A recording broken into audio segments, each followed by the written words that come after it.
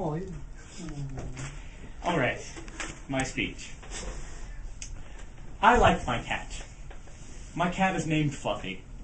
Fluffy is very nice. I have to give her food and water every day. Fluffy and I are best friends. I love my kitty, and she loves me.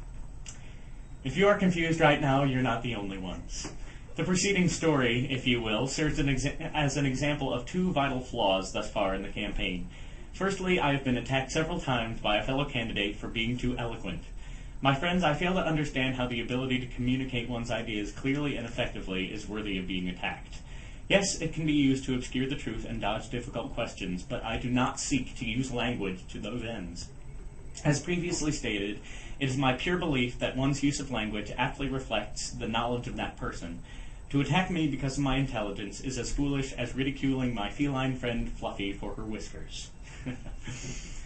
Secondly, I would like to address the candidate's tendencies to veer away from important issues merely to ridicule other candidates. Yesterday was the Foreign Affairs press conference, yet two of the four candidates began their speeches with attacks on the other candidates. Candidate Campbell, in particular, has no room to talk, hurling insults left and right and failing to retain what little dignity he has left. I say this not to abuse candidate Campbell, but to emphasize the fact that this campaign has shifted very quickly from the issues to personal attacks on other candidates.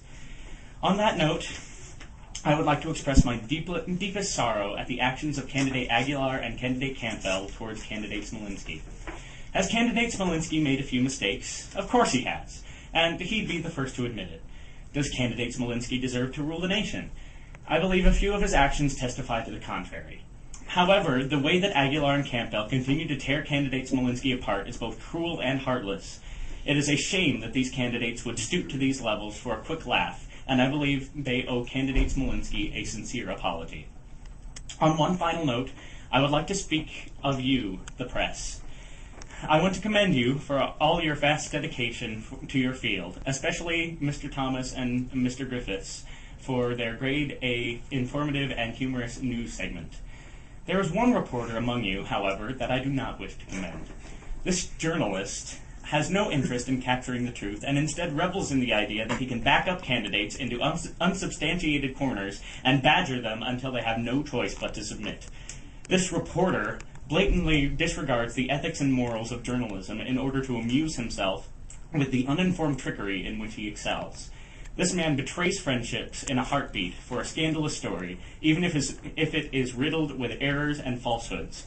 I believe I speak for every candidate when I say Mr. Kraft's questions and articles are the juvenile equivalent of the National Enquirer. Funny to read, but absurdly false and meant to be taken with a grain of salt. I severely dislike having to make such an appearance, but I feel it is necessary to get these things out in the open, and a foreign policy debate is not the correct place to do so.